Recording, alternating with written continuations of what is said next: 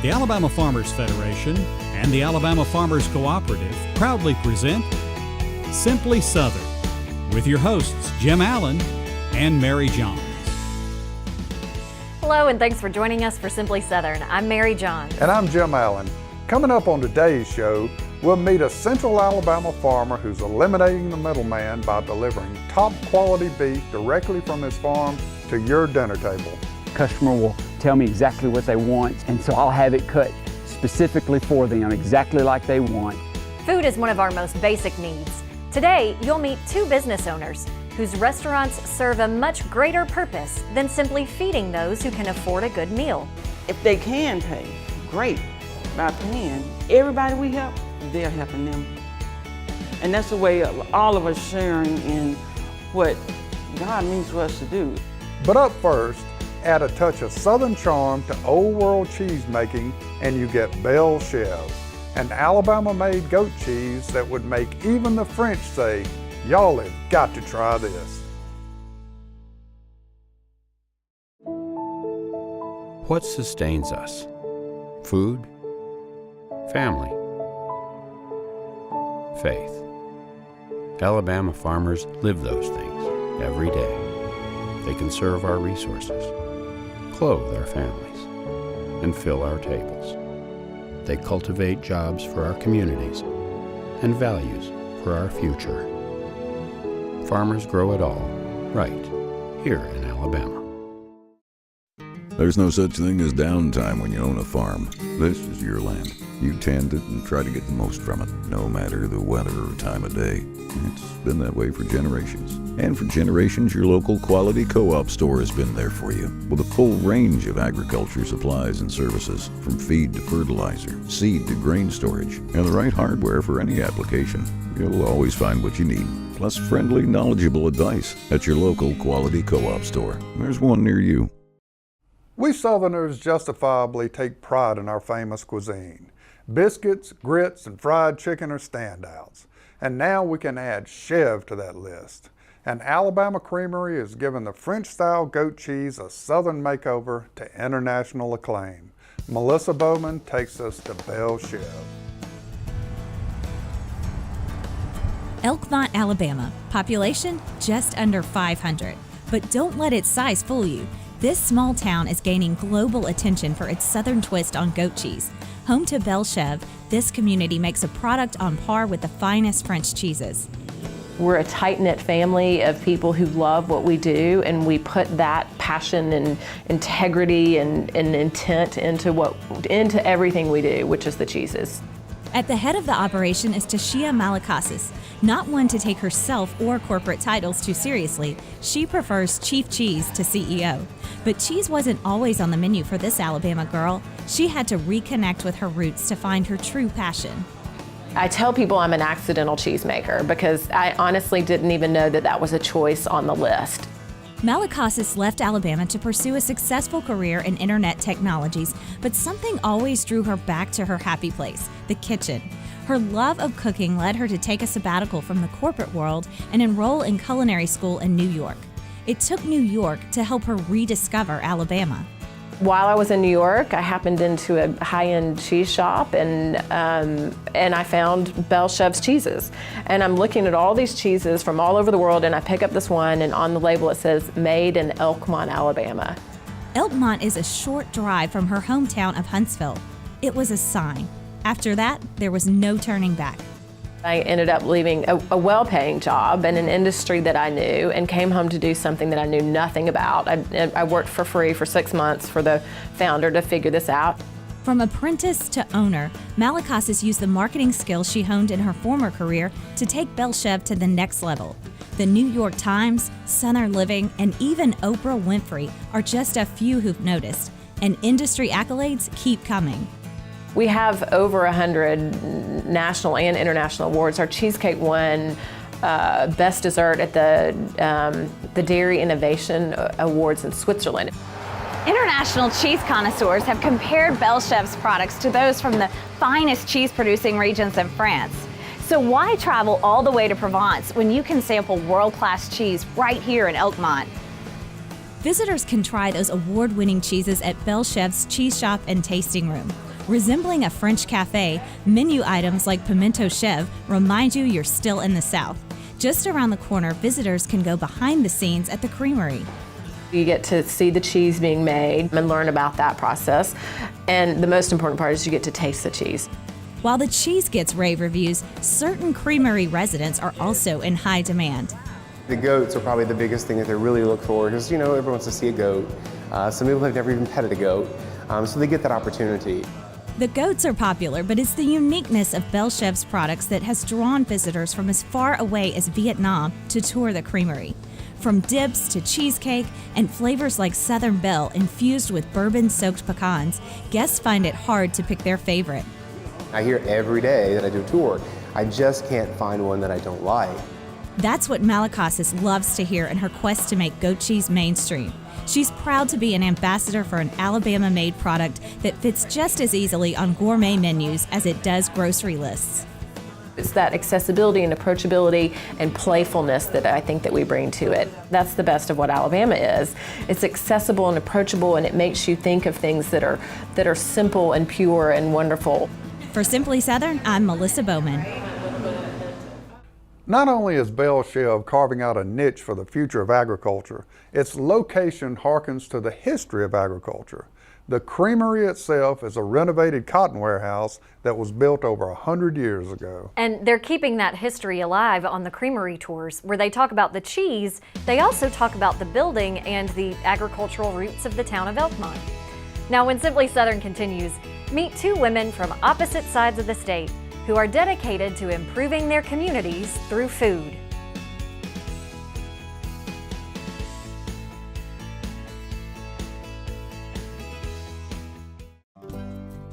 Soybean is a very versatile product. We make crayons out of it.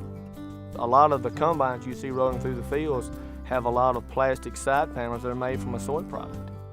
The soybeans that we grow on our farm mostly goes into chicken feed. Soybean production in Alabama employs over 10,000 people. We grow some of the best soybeans in the world. We go the extra mile to make sure when our name is stamped on it, we know it's the best product we can produce.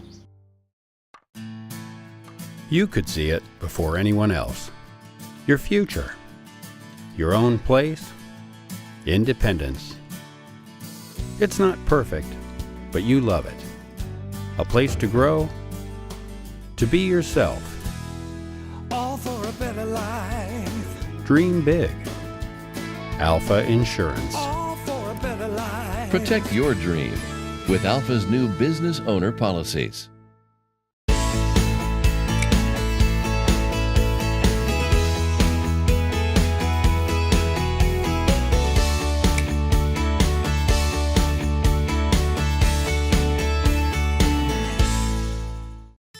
A farmer has to live on faith.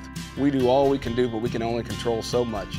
Alabama is the second largest poultry growing state in the nation, so we're trying our best to grow all the corn we can for that. What we produce not only feeds and clothes all of the United States, but about half of what we make goes on to the world market. We've been able to improve yields, have some things that can help us produce a better crop. I'm proud of the product we make and proud that I can say I'm an Alabama farmer. Food connects us, whether it's family mealtime or meeting up with friends for a quick lunch. Although they call opposite sides of the state home, food also connects two Alabama business owners. Both have decades of experience in the food service industry, and they've found creative ways to use their restaurants to improve their communities. At first glance, Drexell Honeybees restaurant looks like any old meat and three, with a line of customers and a chef who knows how to serve up scrumptious Southern comfort food. But what makes this place unique is what you don't see. There's no cash register and no menu listing any prices. A lot of people ask, well, can I give you the money? And no, I don't care who it is. I don't care what's in their hand. It's donations only, and you need to go to the box. That box she's referencing is in the front of the restaurant, and it's the only place patrons can pay for their meals.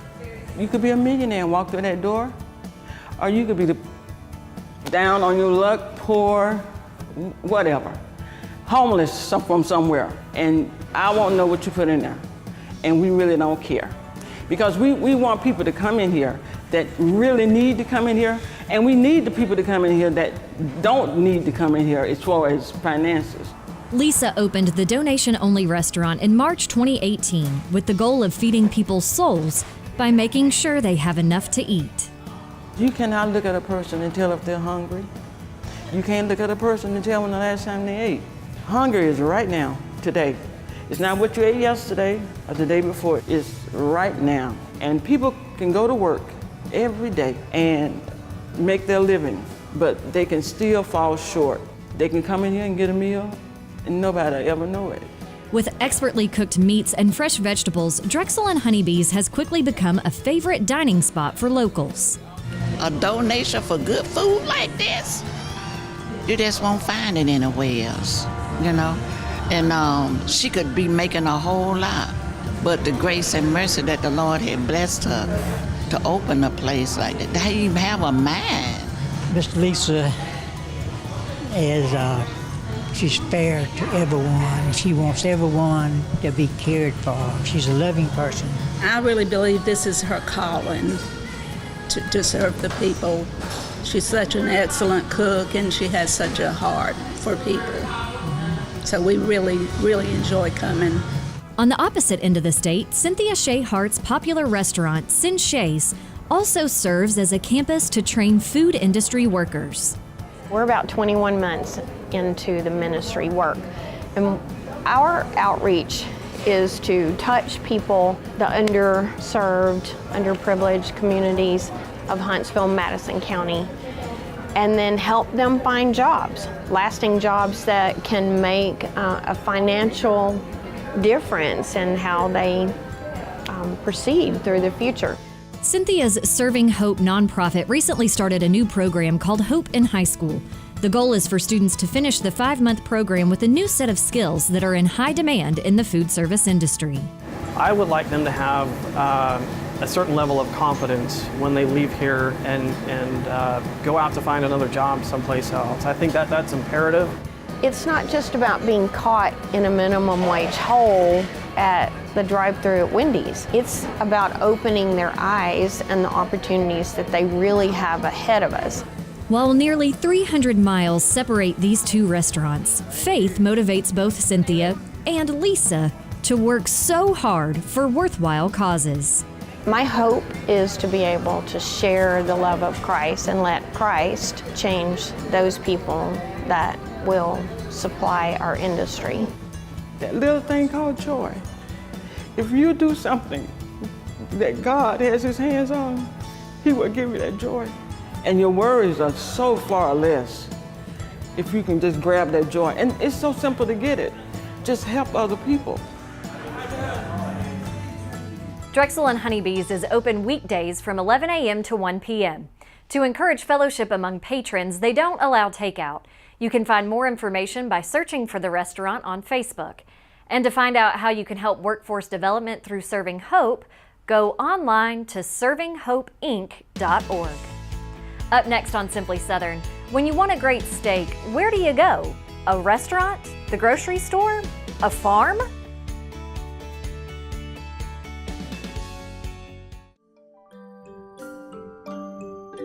One out of 4 Alabama residents have benefited from the Alabama Cooperative Extension System. Last year, Master Gardener Managed Gardens donated $150,000 worth of fruits and vegetables to food banks, and over 25,000 young people developed math, science, technology, and engineering skills through 4-H. Now what we want to know is, how can we help you? The versatile peanut. Meat of the earth. Friend of the soil. Tasty, nutritious, packed with protein. And Alabama peanut farmers nourish some very special things. Families, communities, and Alabama's economy. Peanuts. Good for you, good for Alabama.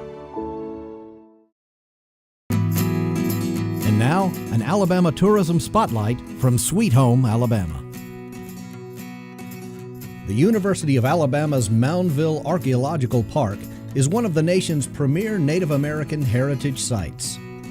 Called the Big Apple of the 14th century, Moundville was the site of the largest prehistoric community north of Mexico. Located on the Black Warrior River, the park preserves 326 acres where, 800 years ago, Mississippian people constructed 29 massive flat-topped earthen mounds.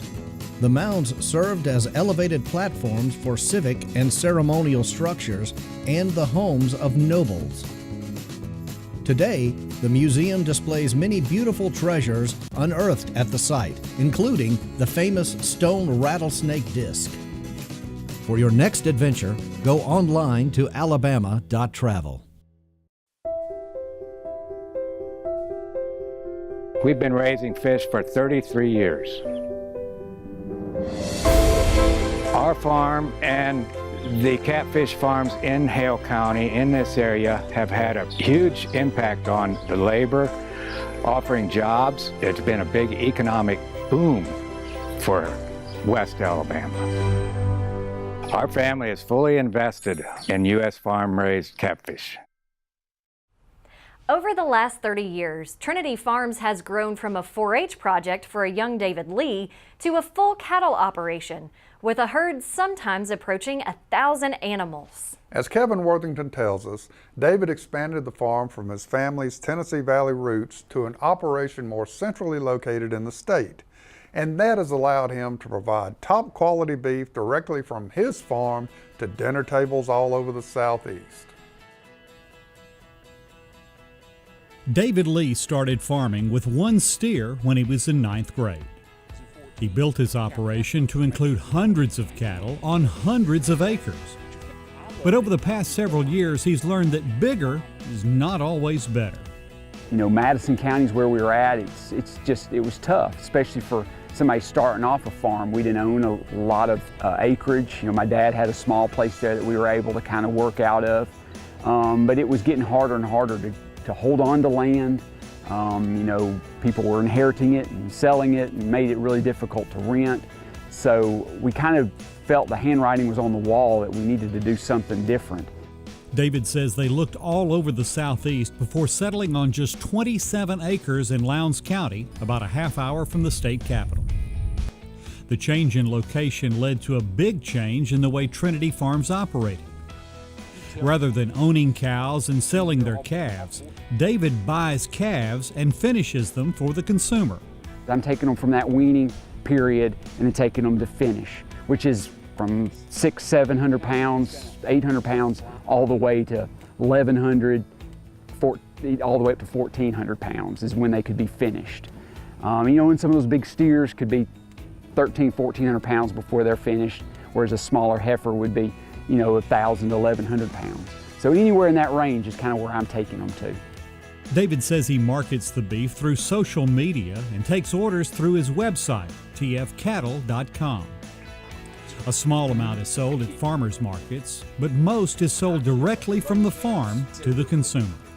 Customer will tell me exactly what they want: steaks, roast, hamburger, you know, all the different cuts. And so I'll have it cut specifically for them, exactly like they want, and then they can go pick it up or however they want to work it, but it's their meat. Because the beef is custom processed, most orders are filled in 2 to 4 weeks. Even though the farm is located in central Alabama, David says they serve customers all over the state. Our main processor is in central Alabama, so it makes it where folks can get their meat, and then we'll take it to wherever they want us to. If they're down in South Alabama, we'll take it to a processor down there, or if that product's going to go somewhere else, we'll kind of figure out where to take it and process it. But most of it goes to Central Alabama processor, so anybody can kind of get to it. So yeah, anywhere in the state of Alabama. Of course, not everybody wants to buy several hundred pounds of meat all at one time, but many of David's customers have formed groups where they divide a large order among themselves. He says one of the things he likes best about selling custom beef is getting feedback from the people who actually consume his product. Folks really like to support local growers, local farmers. I think they like knowing they can call me, the one that grew it, and go, well, what was different this year? Why did it taste different? Or you know, just those sorts of things, because they know me. Whereas they can't call Publix and go, what's going on with that beef I bought last week? But I love that, because I also like the backside of it. When a customer calls me and goes, wow, we had a meal last night. You had a roast or I had a steak, and it was the best I've ever ate. And so that's neat to actually see the results of what you're raising. For Simply Southern, I'm Kevin Worthington.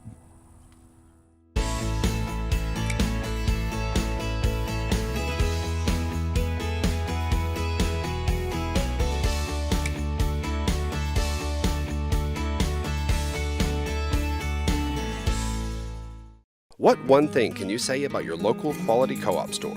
You can trust us. You get what you need for your farm, for your lawn and garden, and the safest products for your pets. We're locally owned and operated, and you can trust that we care about our community and the people in it. So if you're a raised bed gardener, a rose gardener, or if you farm hundreds of acres, the Quality Co-op Store has exactly what you need to get the job done. All this plus friendly, knowledgeable advice.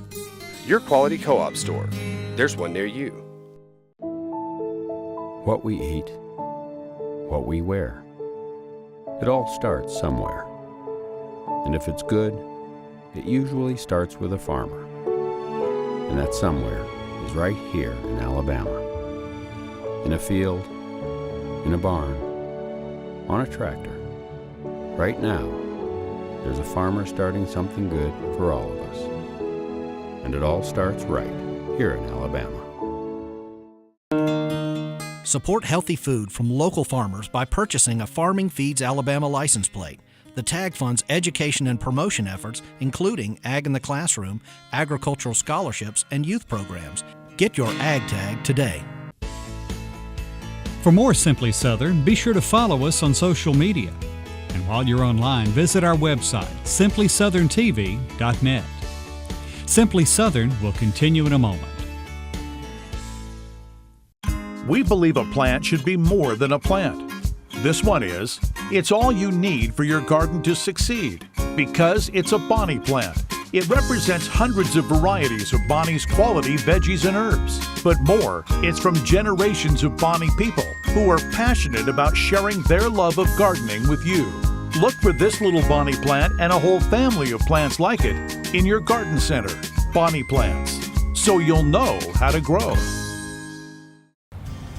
Hey folks, Sydney Phelps here with Bonnie Plants, and today we are here at the Trial Garden. We want to talk about pests in our garden and how do we remove them. Typically when we talk about pests, we're worried about insects or something that's going to cause damage to our fruit or damage to our plants inside the garden.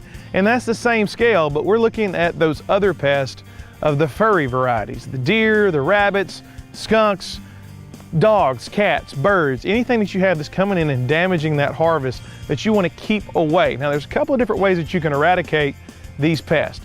The first thing is, obviously, the simple thing that comes to mind, maybe using a .22 rifle and just getting rid of that pest, but some people can't do that because of living in the city or having different codes and legislative forms.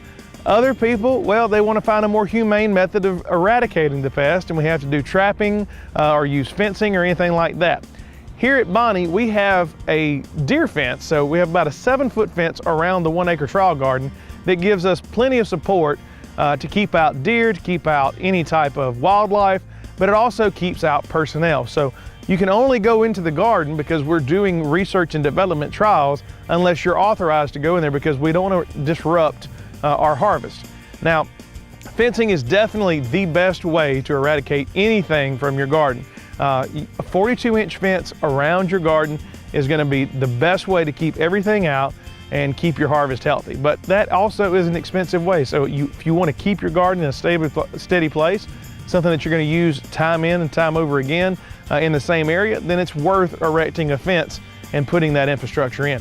If you don't have that kind of money and you don't want to do that kind of spacing, but you have just small problems you want to deal with, well, let's look at the options that we have. Trapping is definitely an easy, way of doing this. Live traps to bait, and then just remove the predator and put it into back into regular wildlife. Another is using a faux predator. So behind me, you can see we've got an owl.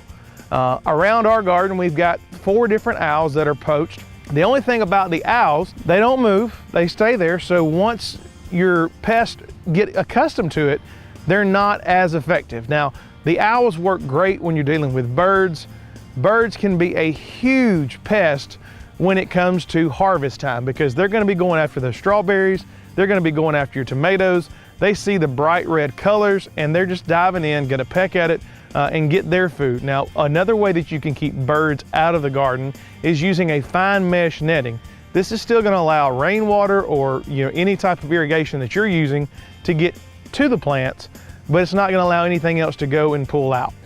This way you're gonna have to move the mesh whenever it's time for you to harvest, but it will keep birds out. It will keep things safe when it comes time to harvest. Now, another method you can use if you're dealing with rabbits or anything, chipmunk, squirrels, getting just some hardware cloth and designing a cage to go around your lettuce. It's gonna be tall enough that the lettuce is gonna be able to breathe, but it's also gonna put foundation around so the birds can't get to it, rabbits can't get to it, they're not gonna be able to harvest anything before you harvest it. One thing you really wanna keep in mind, if you have compost piles, you can really run into issues with raccoons, possums, anything like that. They're gonna be going after those scraps, they're gonna go after those grubs. They're coming in there at night for meals. Keep this area covered as best as possible and keep it clear. The easiest way to do this is just to keep the garden clean. Keep your grass clipped. You don't want anything where something can go nest or bed. Keep your garden clean, use plenty of mulch. If you want to find out more tips and ways that you can keep pests out of your garden, go to bonnieplants.com or the app Homegrown with Bonnie Plants. BonniePlants.com has information that'll be helpful to gardeners of all skill levels. And if you'd like to ask Sydney a question about growing your own vegetables and herbs, drop him an email at simplysouthern@alifarm.com. Now, if he answers it on the air, we'll also send you a nice gift. Thanks for watching Simply Southern this week, but it's time for us to go. Join us again next time when we'll visit a tribute to some of the top musicians in the world. And wouldn't you know it, they're all from Alabama. That's very cool. And we'll head to downtown Birmingham to find out how urban farms have turned into classrooms. I'm Mary Johns. And I'm Jim Allen. We'll see you again next week.